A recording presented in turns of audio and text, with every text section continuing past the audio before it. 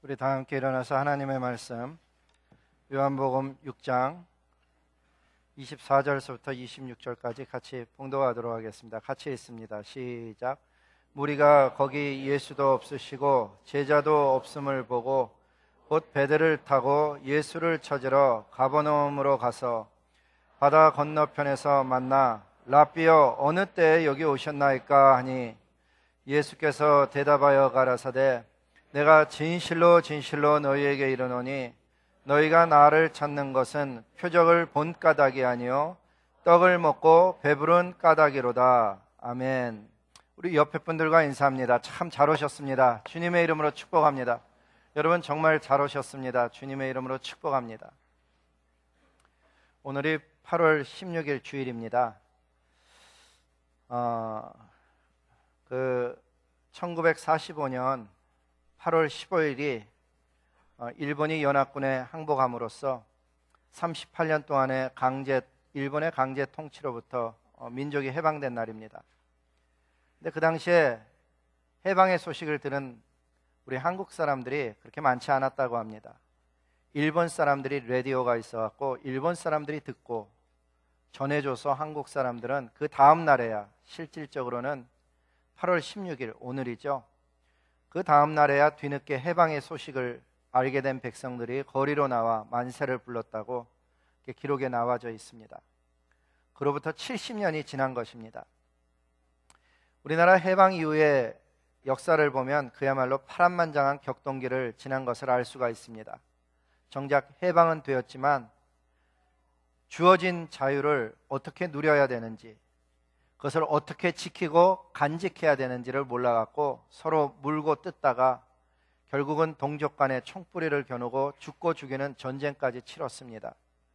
그리고 그 상처와 이념의 갈등은 오늘날까지 38선을 중심으로 해서 남과 북이 대치하고 있습니다. 같은 민족인데 이념 갈등을 겪고 있는데 그 배후를 살펴보면은 물론 주변의 강대국들이 전략적으로 남과 북을 분열시키는 그러한 정책도 작용하고 있지만은 근본적으로는 우리 민족 스스로가 어떻게 살아야 하는지, 어디로 나가야 되는지 우리가 그러한 부분을 깨닫지 못하고 붙잡지 못하고 그저 눈앞에 보이는 이익을 쫓아 행하는 정치 지도자들은 물론이고 무지한 백성들이 각자의 어떤 의견을 내놓음으로 인해서 화합하지 못하는 그런 영역도 빼놓을 수 없는 영역입니다. 사실은 저와 여러분도 해방이 된 사람들입니다. 예수님께서 우리의 죄를 대신 지시고 죽으심으로 저와 여러분이 사단의 통치로부터 오랜 기간 동안에 그 밑에 통치받는지도 모르고 살다가 죄로부터 벗어난 해방된 그런 사람들입니다. 그런데 죄로부터 해방되어져서 얻어진 우리에게 주어진 새 생명, 그 새 생명의 가치가 얼마나 큰 것인지, 그것을 어떻게 누려야 되는지, 어떻게 전하며 살아야 되는지 알지 못해서 저와 여러분들도 사실은 세상과 그렇게 별반 다를 바 없이 이런저런 세상에 휩쓸리는 삶을 살아가고 있다 하는 것입니다. 그래서 제가 이런 질문으로부터 여러분과 말씀을 나누려고 합니다. 저와 여러분이 예수님 믿고 난 이후에 달라진 것이 무엇인가 하는 것입니다. 예수님을 믿기 이전과 예수님을 믿은 이후에 내 삶이 뭐가 도대체 달라졌을까? 매주일 교회 나간다는 것, 그리고 조금 더 착하게 산다는 것, 이 두 가지를 빼놓고 예수님 믿어서 내 삶 속에 진짜 새 생명의 삶이 무엇이 느껴지고 무엇이 다른 모습으로 사느냐 하는 질문은 대단히 중요한 질문이라 하는 것입니다. 그렇다면 먼저는 사람이 사단의 통치 아래에 있으면 어떤 모습인가 하는 것입니다. 하나님께서 인간을 창조한 모습, 그것을 벗어난 삶을 살 수밖에 없습니다. 원래 저와 여러분이 하나님의 대리 통치자로서, 그 대리 통치자라는 의미는 무엇인가 하면 하나님께서 만드신 것을 다스리고 지키라고 통치하라고, 그렇게 주님이 돌보라고 말씀하신 그 통치자로서 하나님이 만드신 세상을 그렇게 하나님의 명령을 위임받아 다스리며 지키는 존재였던 것을 알 수가 있습니다. 하지만 죄로 인해서 타락된 우리 인생은 하나님의 말씀을 쫓아 다스리고 지키고 케어라는 것이 아니고 사단의 하수인으로서 종노릇하며 살았습니다. 그게 어디서부터 유래됐는지 사실 제가 깊이 지식이 없어서 모르겠는데, 중국의 고대 병법에 보면 1개서부터 36개까지 있죠. 여러분 들어보셨죠? 주랭랑 칠 때 36개 그런 얘기 들어보셨을 거예요.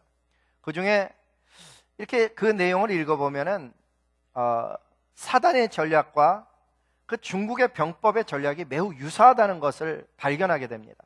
그 의미는 인간이 가진 연약한 면을 사단도 사용하지만 인간의 전쟁에서도 그 연약한 면을 사용했다는 것을 알 수가 있습니다. 예를 들면 병법에 보면 31개가 미인계죠.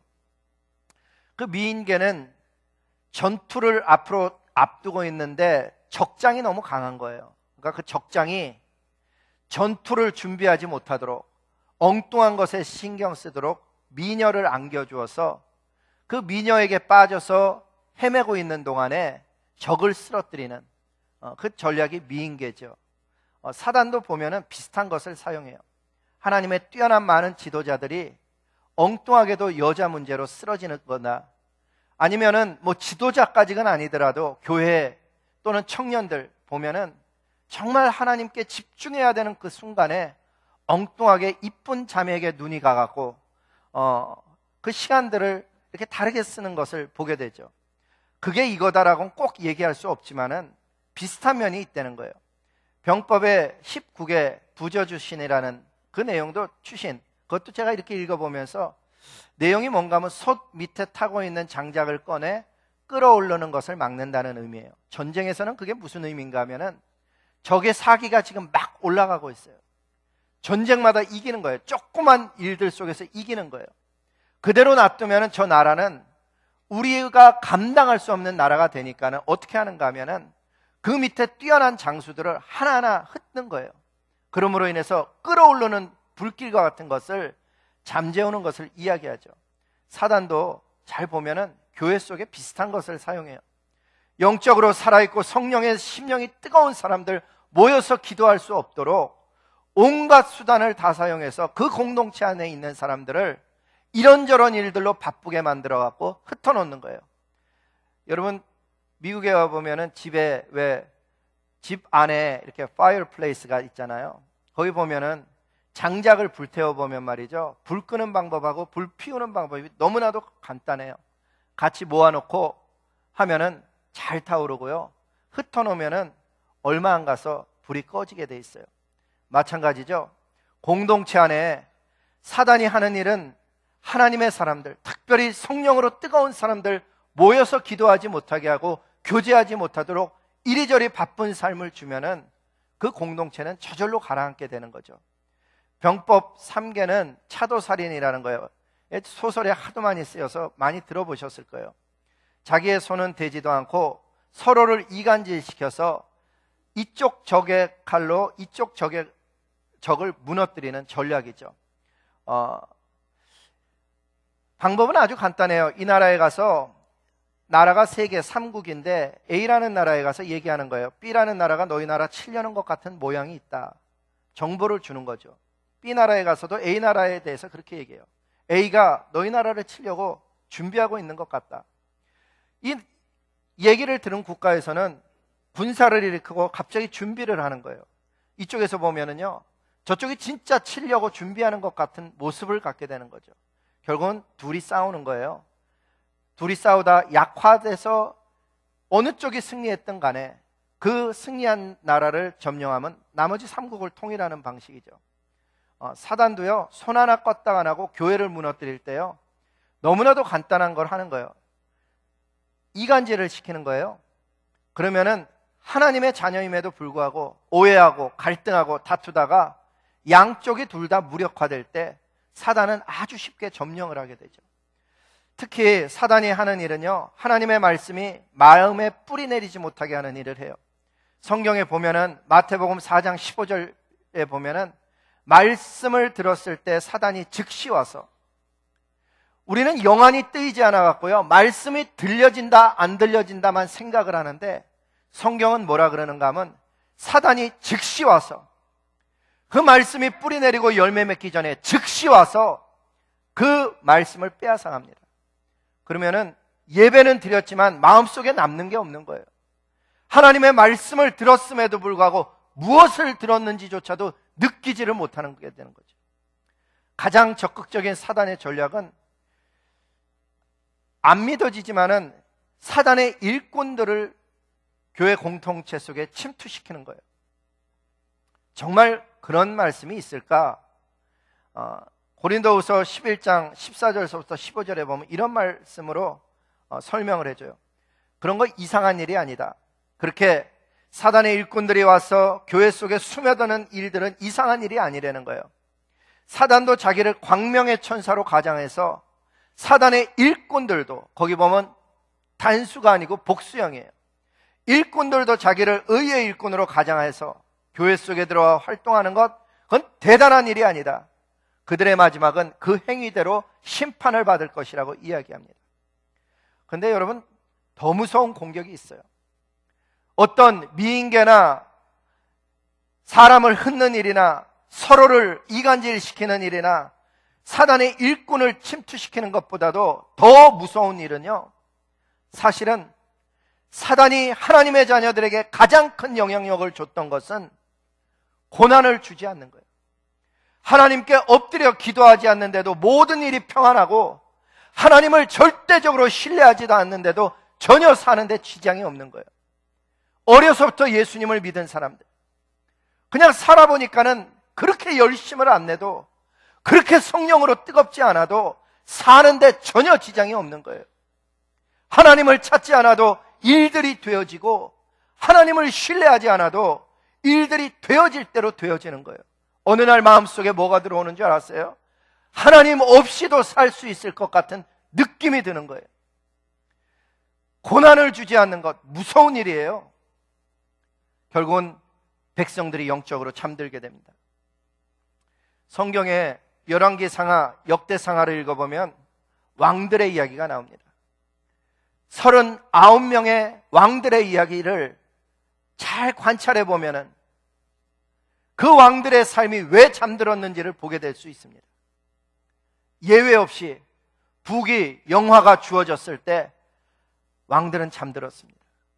예외적인 사람들이 있다 그러면 그 북이 영화에 마음을 두지 아니하고 그것을 주신 하나님에게 마음 뒀던 사람들, 그 사람들을 제외하고는 우리 인간은 너도 나도 할 것 없이 평안함은 가장 큰 적으로 작용하는 것을 알 수가 있습니다. 전도해 보면 성도님들이 가끔 그런 얘기해요. 나와서 전도해 보면 처음 만난 분이 그런 얘기 하거든요. 시간이 없어서 교회 못 간다는 거예요. 그럼 여러분, 시간이 주어지면 교회 올 것 같습니까? 아니에요. 사람들은 그렇지 않아요. 우리 인간이 그렇게 만들어지질 않았어요. 먹고 살만하니까 교회 다니죠. 저는 지금 교회 못 가요 라고 얘기하는데, 그럼 먹고 살만하게 되어지면 교회 오느냐? 그렇지 않아요. 없어서 교회 못 오고 있어서 교회 오는 게 아니에요. 잘 관찰해 보세요. 사람에게 물질이 주어지고 시간이 주어지고 건강이 주어지잖아요. 헌신해요? 아니에요. 사람은 그렇지 않아요. 오히려 조그만 공때린이라고 어디 가서 시간 다른 데서 보낼 확률이 훨씬 더 많아요. 우리에게 무엇이 주어졌다고 해서 오는 것은 아니에요.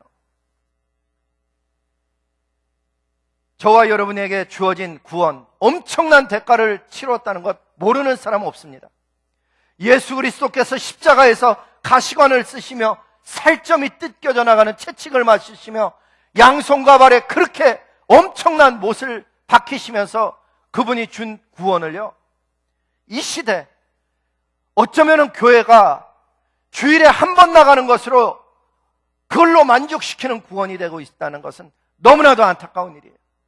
하나님의 아들 예수 그리스도께서 죽으시며 회복시켜 주신 그 새 생명은 사단의 괴계를 이길 뿐만 아니라 하나님께 영광 돌리는 삶을 살 수 있도록 하늘의 권세를 주셨는데 하늘의 권세 없이 사는 거예요. 그냥 종교적으로 주일날 한 번 예배 드리는 걸로 만족하는 삶을 살도록, 그래도 삶이 유지되도록 하는 무서운 일들이 우리 가운데 일어나고 있다는 것. 저와 여러분이 죄를 회개하고 주님으로부터 받은 새 생명은 사명을 가진 새 생명입니다.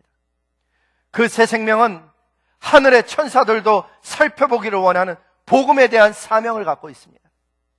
성삼위 하나님은 저와 여러분이 구원을 받은 이후에 그와 같이 살라는 것이 아니고 우리 가운데 임재하시고 우리 가운데 사명을 이루도록 하늘의 능력과 권세를 주시며 성령께서 동행하고 있는데, 많은 사람들이 그 성령의 충만한 삶을 사모하지 못하고 눈에 보이는 것을 쫓아가는 거예요.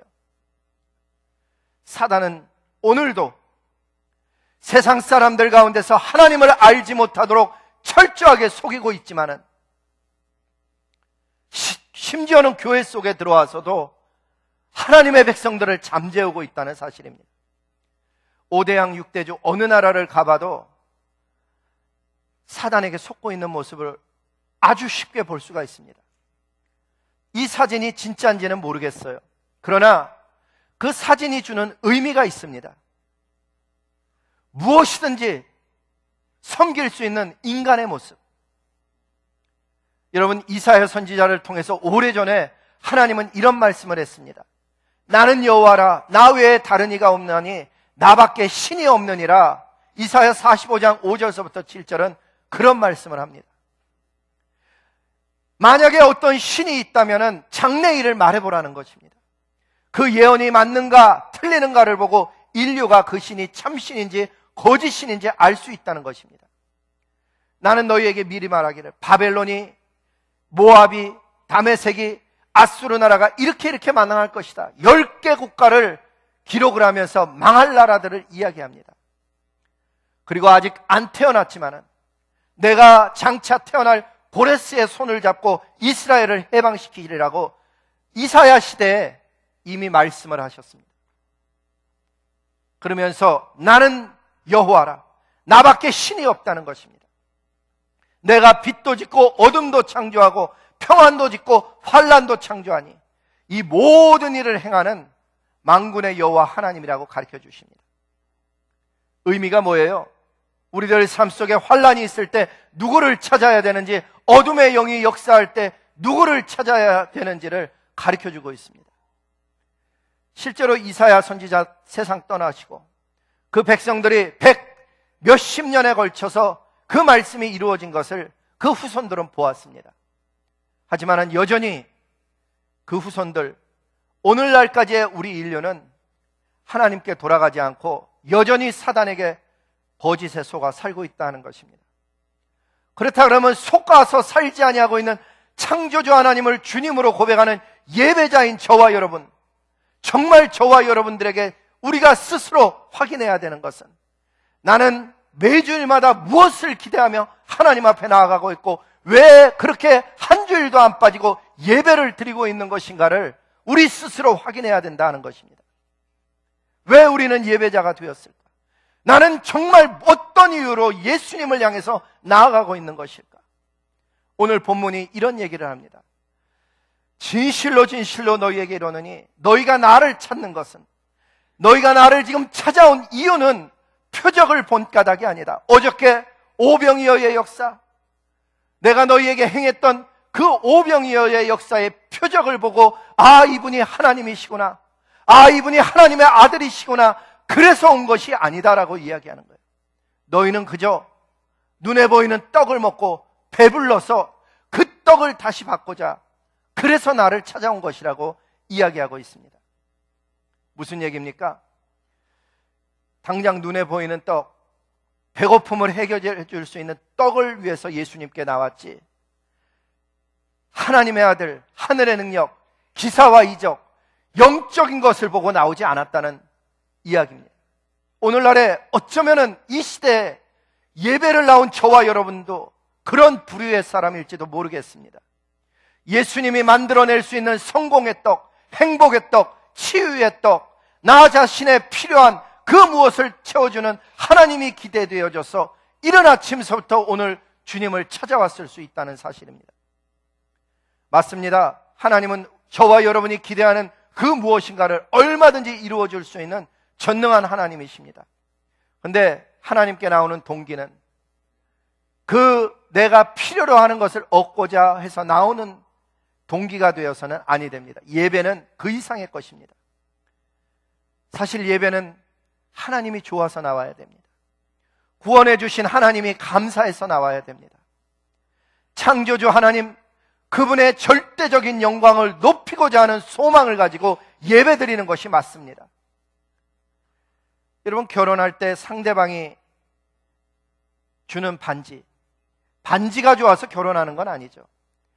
그 사람, 내가 사랑하는 사람이 준 반지가 의미가 있어서 서로 결혼하고 사랑하며 살아가는 것입니다.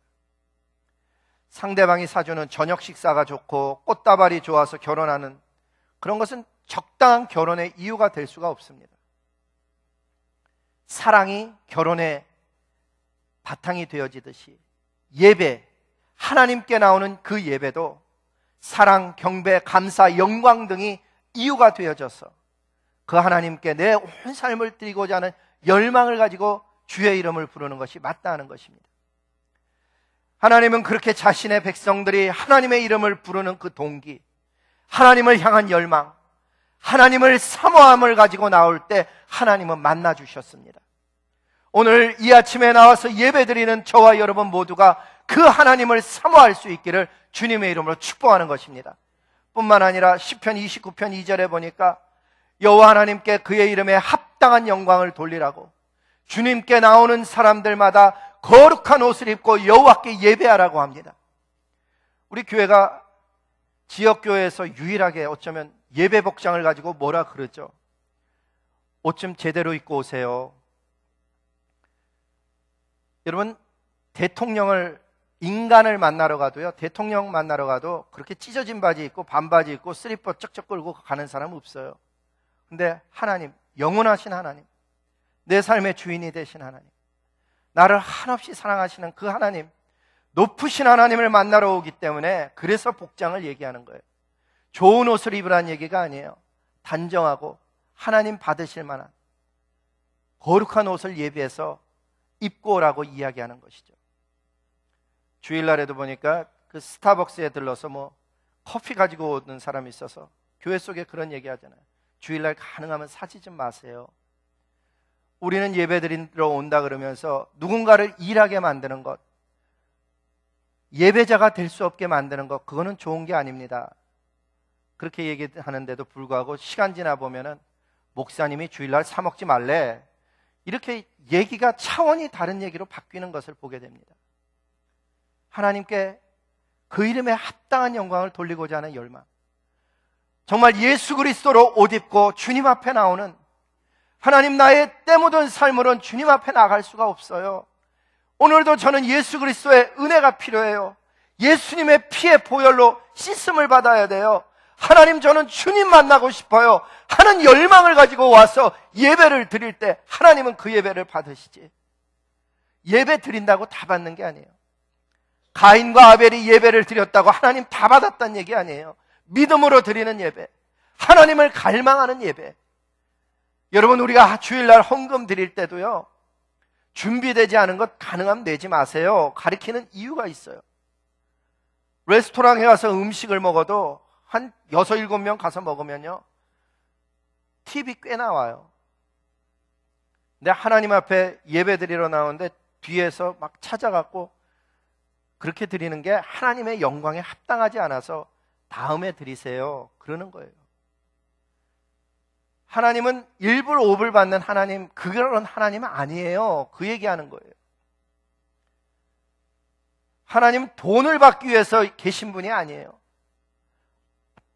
우리들의 마음을 표현하는 게 예물이 되어졌을 뿐이지 하나님의 이름에 합당한 예배를 사모할 수 있길 소망하는 거죠. 찬양대도 마찬가지예요. 오후에 왜 연습을 하냐? 하나님의 이름에 합당한 예배를 드리고자 성실하게 준비하는 거예요. 교사, 하나님 받으시기에 합당한 예배자로서 나에게 주어진 직분이기 때문에 성실하게 준비해서 가르치는 거죠. 주일에 예배 드리는 모습도 마찬가지예요. 일찍 나와서 하나님 앞에 앉아서 기도하는 거예요. 하나님, 제 일주일을 뒤돌아보니까 참 감사한 일도 많은데 저 이런 일로 힘들었어요. 하나님, 저 어떻게 살아야 되죠? 살아계신 하나님과의 교제를 사모하는 사람이 있는 반면에 그런 하나님 만나지 못해갖고 그냥 예배드리고 돌아가는 게 예배인 줄 아는 거예요.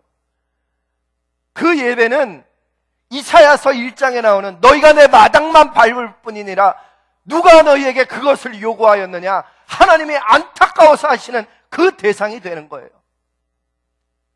살아계신 하나님, 여러분 정말 그 하나님을 사랑해 보셨어요? 여러분 하나님 정말 만나보셨어요? 하나님이 좋아서 그분을 알고자 말씀을 읽으며 밤을 지새본 적이 있어요?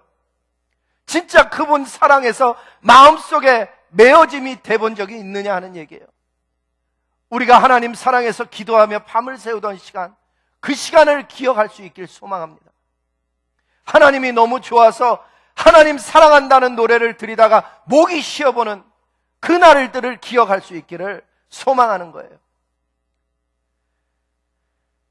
하나님 정말 왜 저 같은 사람 구원해 주셨어요? 그 하나님의 은혜가 가슴이 메어져서 그분 앞에 헌신하는 게 맞는 헌신이지, 누가 부탁해서 하는 헌신, 진짜 헌신 될 수 없죠. 동기, 시작은 될 수 있지만 창조주 하나님의 능력, 영광을 진짜 아냐 하는 얘기예요. 그분의 위대하심과 거룩하심을 진짜 내가 아는가? 그분이 높임받으시기에 조금도 부족함 없으신 왕의 왕 되신 하나님이심이 깨달아져서 하나님 앞에 나올 때마다 하나님, 제 인생이 어떻게 돼야 되는지 참 엎드리지 않을 수 없네요 하는 자세를 가지고 나와도 부족한데, 하나님의 위대한 전에 나오면서 기대를 가지고 나오고 그 하나님의 말씀을 듣고도 삶이 변화되지 않는다면 우리의 삶 속에 진짜 무엇이 소망이 되겠느냐 하는 얘기입니다. 성경에 보니까는 초대교회 성도들 이렇게 기록해놨어요. 사도행전 2장 42절에 보니까 그들은 가르침을 받아 서로 교제하고 떡을 떼며 오로지 기도에 힘쓰니라. 생업에만 힘쓴 게 아니에요. 기도에 힘쓴 하늘의 백성들. 그래서 그들은 세상 사람들과 달랐다는 것입니다. 생업에 열심을 내며 살다가 어쩌다 한번 기도해서 세상과 비슷했단 얘기가 아닙니다. 하늘의 사람들은 세상의 부귀영화 안 부러워했습니다. 하늘의 사람들은 세상을 흉내내지 않았습니다. 그들은 하나님의 나라를 진짜로 기다렸고 그 나라를 사모했고 그 나라를 상속받은 사람들이었습니다.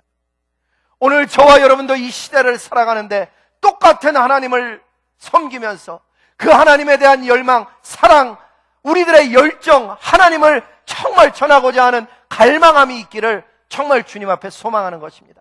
무엇보다도 은혜를 사모할 수 있길 바라고 무엇보다도 살아있는 하나님과의 관계를 갈망할 수 있기를 소원합니다.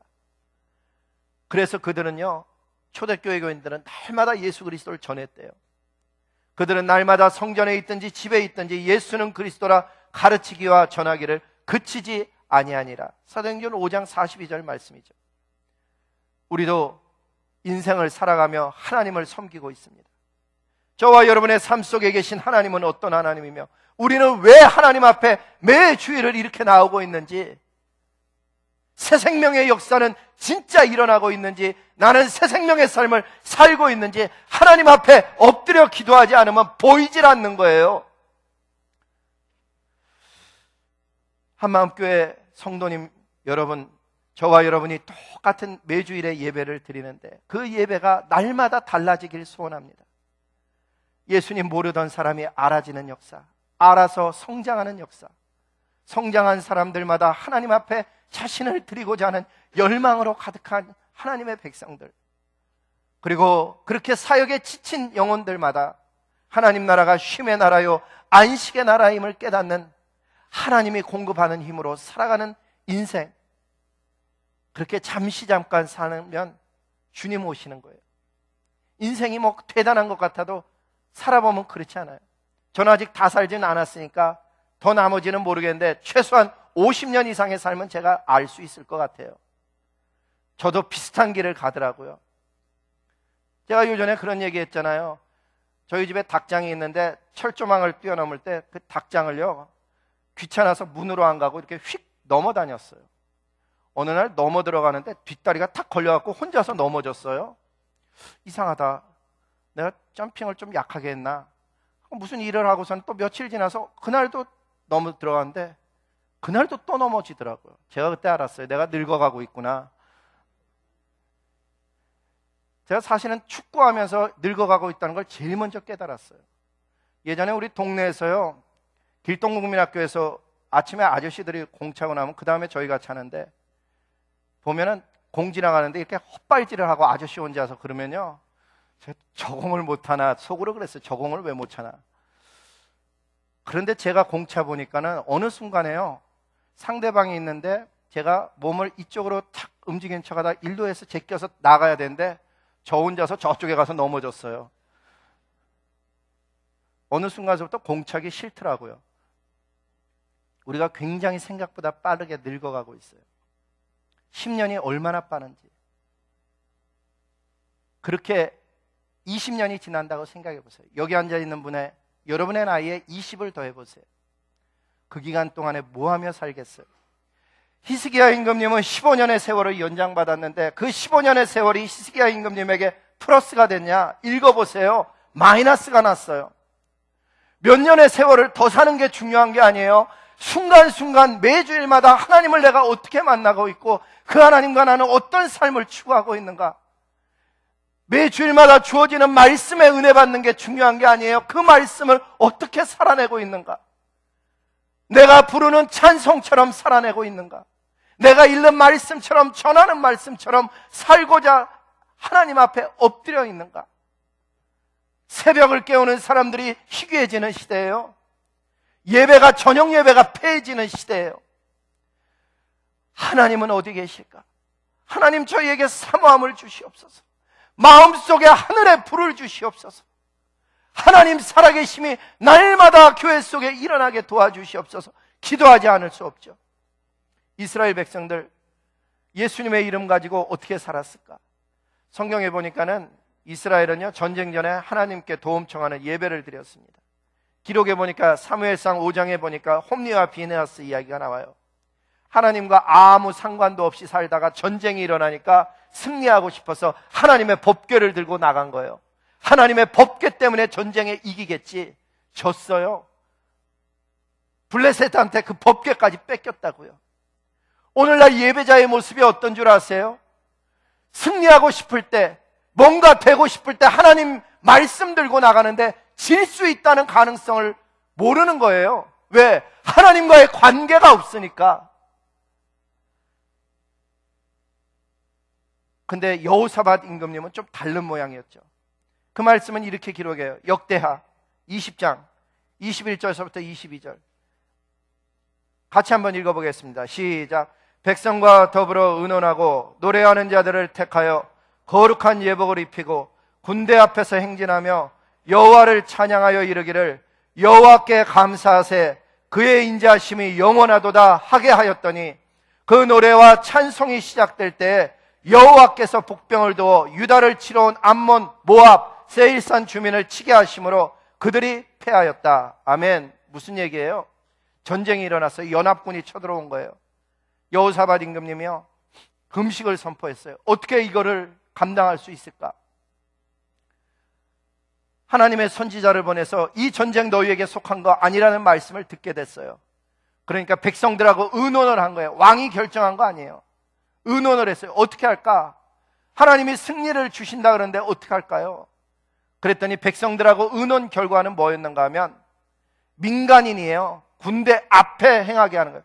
전쟁인데 군인이 앞선 게 아니고 민간인이 거룩한 예복을 입고 나아가면서 여호와께 감사하되 그 인자하심이 영원하시도다, 그 찬양을 부른 거예요. 그런데 찬양이 시작되는 바로 그 순간 하나님께서 복병을 두어서 승리하게 하시는 장면이 나오죠. 저는 이 말씀 읽으면서 백성들의 담대함에 마음이 감동이 됐어요. 여러분, 앞서서 전쟁 앞에 군대가 뒤에 있고 여러분이 앞서세요 그러면 나갈 백성이 얼마나 될 것 같아요? 근데 그 백성들 두려워하지 않고 앞에 서서 찬양하며 나갔어요. 오늘도 하나님의 자녀들이 이 땅에 남겨져 있고 하나님의 백성들의 심령이 뜨거운 백성들이 있는 줄로 믿습니다. 하나님의 이름을 의지한 백성들마다 아무리 어려운 전쟁이라도 하나님을 신뢰하는 백성들은 승리를 얻었습니다.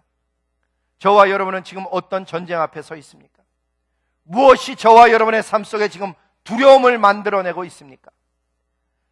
그 상황 속에 저와 여러분이 하나님을 의지함으로 말미암아 예수 그리스도의 이름으로 승리하는 삶을 살되, 승리를 얻기 위해서 하나님께 나아가는 것이 아니고 하나님을 만남으로 인해서 승리가 주어지는 그 본질적인 삶을 살아낼 수 있기를 주님의 이름으로 축복하는 것입니다. 진정한 예배 요소 중에 하나님께 드림이 있죠. 시간도 드리고 마음도 드리고 헌신하며 찬양 감사. 그 드림이 연락되어져서 하나님이 그 드림을 받으시고는 마음이 흡족하셔서 은혜를 주시고 능력을 베푸시는, 그게 성경에 나온 이야기들입니다. 오늘의 말씀을 잘 보면 예수님을 찾는 이유가 나옵니다. 너희는 표적이 본가닥이 아니라, 그 표적을 보고 아, 하나님의 아들이시구나, 하늘의 능력이 오늘도 역사하는구나, 그걸 본 게 아니고 너희들은 그저 먹은 떡, 그것을 또 얻고자 왔구나 말씀하셔요. 그렇다 그러면 오늘 이 아침에 모인 저와 여러분도 마찬가지예요.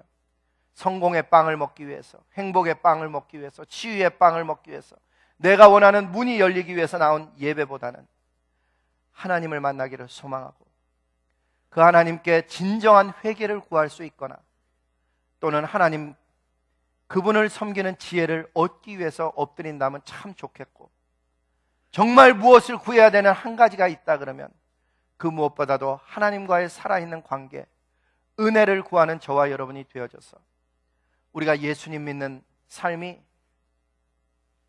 종교가 아닌 생명이 되는, 정말 하나님을 만나는, 그래서 우리의 예배 속에 살아있는 성령이 역사하는, 인생 속에 하나님과 동행하는 그런 귀한 삶을 살 수 있기를 주님의 이름으로 축복합니다. 기도하시겠습니다. 거룩하신 아버지 하나님, 제 마음속에 주신 은혜를 그대로 적어서 전달하였사오니 이 말씀이 떨어진 심령들마다 30배, 60배, 100배 아름다운 결실이 맺게 하시고 형식적이고 죽어가는 신앙이 살아나서 생명의 신앙, 하나님의 영광을 드러내는 신앙, 사명을 감당하는 신앙들이 다 될 수 있도록 은혜 허락하여 주시옵소서. 예수님의 이름으로 감사하며 복을 빌며 기도드렸습니다. 아멘.